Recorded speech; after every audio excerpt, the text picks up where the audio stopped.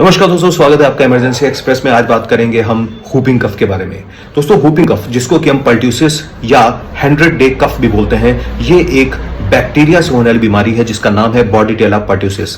ये bacterial disease है, लेकिन अच्छी बात क्या है कि ये एक वैक्सीन प्रिवेंटेबल डिजीज है, यानी कि इसको हम वैक्सीन लगा के रोक सकते हैं। दोस्तों किस तरीके से होती है ये एयर बॉर्न इन्फेक्शन, या इन्फेक्टेड पर्सन से दूसरे पर्सन को एयर बॉर्न के थ्रू, ड्रॉपलेट थ्रू इन्फेक्शन हो जाता है, जिसका इंक्यूबेशन पीरियड आपका 7 to 10 डेज होता है। यानी कि जिस दिन आपके इन्फेक्शन हुआ है, कांटेक्ट में आप आए हैं, उसके 7 से 10 दिन के बाद में उस डिजीज के सिम्टम्स आपकी बॉडी में आना स्टार्ट हो जाएंगे।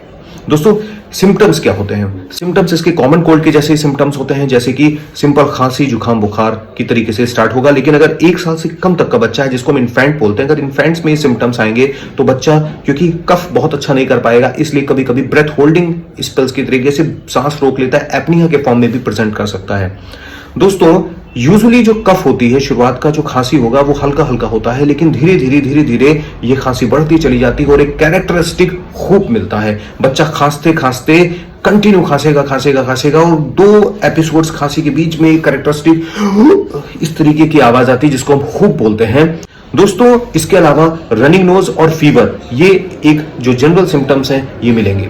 खांसी इतनी तेज होती है बच्चे की, जिसकी वजह से बच्चा वॉमिट कर सकता है, और इतनी तेज खांसी की वजह से बच्चे का कभी कभी रिब फ्रैक्चर भी हो जाता है और बच्चा कंटिन्यूअस खांसी होने की वजह से फटीग में चला जाता है।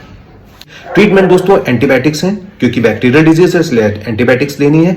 एंटीबायोटिक्स में दोस्तों जितना जल्दी हम एंटीबायोटिक बच्चे को देना स्टार्ट कर देते हैं, usually 5 to 10 days to 14 days तक हम एंटीबायोटिक्स देते हैं, बहुत अच्छी रिकवरी होती है। सबसे अच्छी बात है कि आप इसको वैक्सीन के थ्रू रोक सकते हैं। यूजुअली जो अभी हम लोग प्रोटोकॉल में यूज करते हैं वो 6, 10, 14 प्लस आपका 1.5 साल पर बूस्टर, 5 इयर्स पर बूस्टर। ये दोस्तों पर्ट्यूसिस के बारे में एक इंपॉर्टेंट बात ये है कि ऐसे लोग जो वैक्सीनेटेड हैं उनमें भी ये डिजीज हो सकती है, हालांकि होने के चांसेस कम होते हैं, और जिन लोगों को वैक्सीनेटेड लोगों को ये डिजीज होती है उसमें सीवियरिटी कम होती है, इसलिए इसका वैक्सीनेशन बहुत इंपॉर्टेंट है। इसी तरीके से और किसी डिजीज के बारे में पूछना है, पढ़ना चाहते हैं या जानना चाहते हैं या एक क्विक रिव्यू चाहते हैं तो नीचे कमेंट बॉक्स में लिखें। धन्यवाद। देखते रहें इमरजेंसी एक्सप्रेस।